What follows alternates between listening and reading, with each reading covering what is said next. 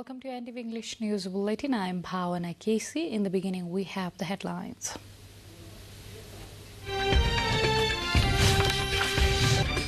Election Commission directs government to finalize staff deployment for November 20 elections by first week of September. Also urges to facilitate for setting up returning officers' office.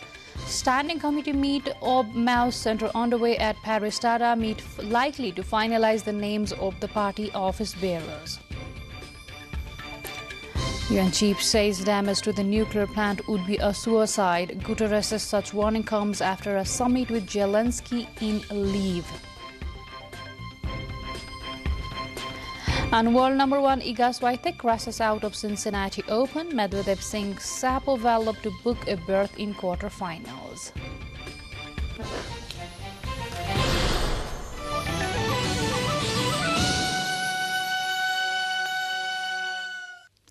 Welcome back. You are with NTV English News Bulletin. Now we have the news in details.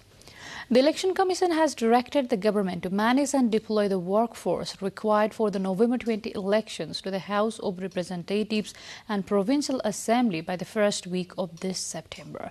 The Election Commission also asks the government to manage the employees and designate the task and even send employees to the vacant post within September the 5. Government employees at federal, provincial and local levels and teachers will be deployed during the upcoming elections under various capacities. The Commission also already has endorsed the directive pertaining to human resource mobilization for management of human resources. Meanwhile, the Election Commission has instructed the government to impart necessary assistance for setting up the offices of the returning officers. The Commission has directed the Office of the Prime Minister and Council of Ministers, Ministry of Home Affairs and Ministry of Federal Affairs and General Administration to hold the elections in a free, fair and credible manner. The Mao Center's Standing Committee meeting called to finalize the names of its office bearers is underway at the party's central office at Paris Tara. The meeting was earlier scheduled to be held on Thursday and was postponed for today. The party is under pressure to finalize the name of the party office bearers. The meeting will also focus on the names proposed by the party leadership. According to Mao's spokesperson Krishna Bahadur Mohara, preparations are being made to finalize the names of the Central Committee, Politburo, Standing Committee and other officials. Sri Krishna Janmashtami is being celebrated by the Hindus throughout the country today with devotion and veneration. According to scriptures, Lord Sri Krishna was born in the midnight of Bhadra Krishna Ashtami as per the lunar calendar during the Dwapar era. Lord Krishna is considered as the 8th incarnation of Lord Vishnu. He is also regarded as the proponent of the three principles of Jnana Yoga, Karma Yoga and Bhakti Yoga. Devotees, especially women, observe a fast, spend the night chanting prayers and devotional songs and dancing and lighting the well-fed lamps. Meanwhile, devotees are thronging to the temples of Lord Krishna, including famous Sri Krishna temple of Mangal Bazar in Lalitpur since early morning today.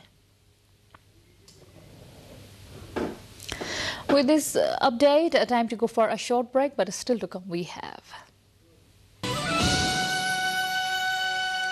Welcome back. You are with NTV English News Bulletin. Now we have more updates and let's have the latest from the international front. UN Secretary General Antonio Guterres has said he is gravely concerned about fighting near the Zaporizhzhia nuclear plant in southern Ukraine. He made the comments during a summit with Ukraine's President Zelensky and Turkish leader Recep Tayyip Erdogan in Lviv.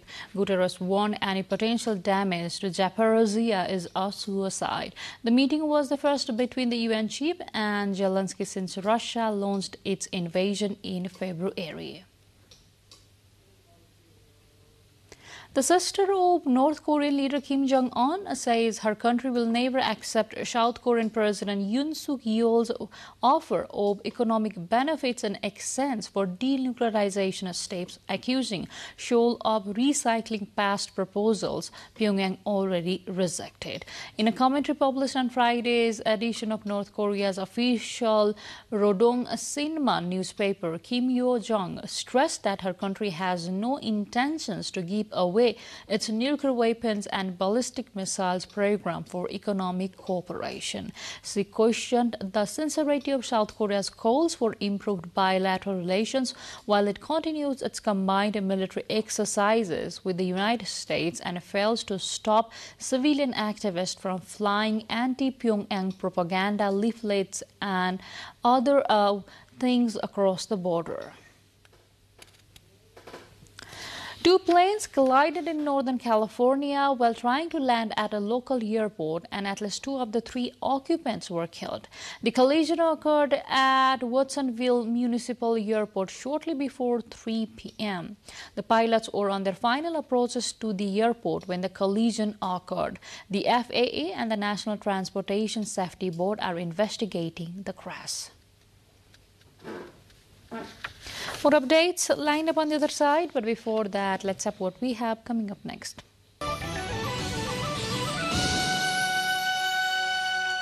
Welcome back. Now to more updates. Under the Taliban's draconian restrictions on women in public life in Afghanistan, even models' faces and advertising posters have been covered up.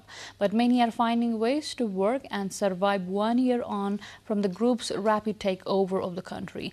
British broadcaster Sky were able to film behind the curtains of a beauty salon in the capital Kabul on the provision they did not capture any of the staff or customers' faces. Despite Taliban promises not to return to the strict limits on women's rights of their previous rule, teenage girls have been barred from school and women are required to cover themselves head to toe in public with only the eyes showing. The loss of women in the workforce has also come up at a big cost to Afghanistan's ailing economy. Peru's Prime Minister Aníbal Torres testified before Congress over alleged statements in which he encouraged social organizations to shut down Congress. For some members of Congress, the Prime Minister committed a constitutional offense, which he allegedly promoted the closing of Congress during a meeting with trade unionists. Meanwhile, hundreds of people marched against Congress, which had strongly opposed President Pedro Castillo's government. Peru's Congress is even more unpopular than Castillo. More updates lined up on the other side, but before that, let's have what we have coming up next.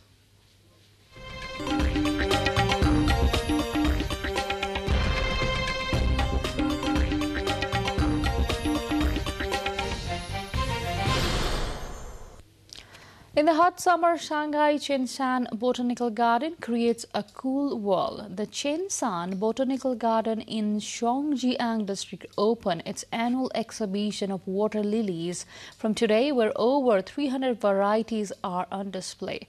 Yellow, purple, red and white water lilies line the entrance to the garden, as well as tanks filled with goldfish reminiscent of French painter Oscar Claude. The exhibition also features some new species cultivated at Qinshan Botanical Garden, which have won prizes at the 10th China Flower Expo on Chongmin Island last year. Now to sports.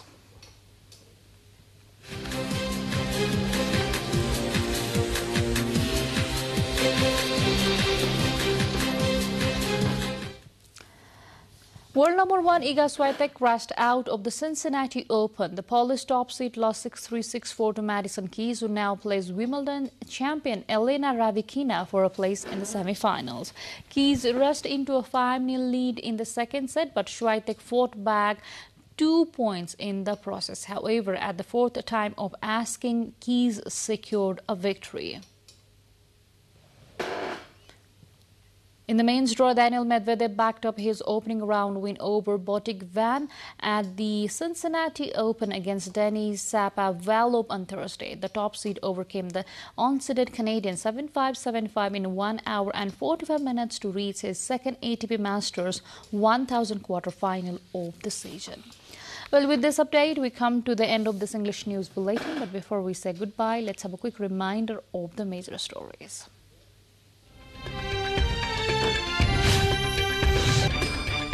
Election Commission directs government to finalize staff deployment for November 20 elections by first week of September. Also urges to facilitate for setting up returning officers' office. Standing committee meeting, OMAO Center underway at Paris. Data meet likely to finalize the names of party's office bearers.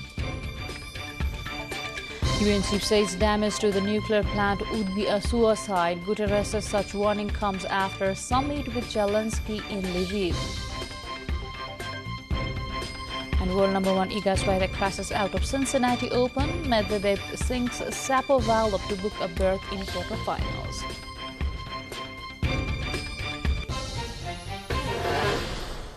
Well, that's all we have in this edition of English News Bulletin. I'll see you again with next round of English Bulletin at 6 in the evening. Till then, have a great time ahead and do stay tuned with us. Namaste.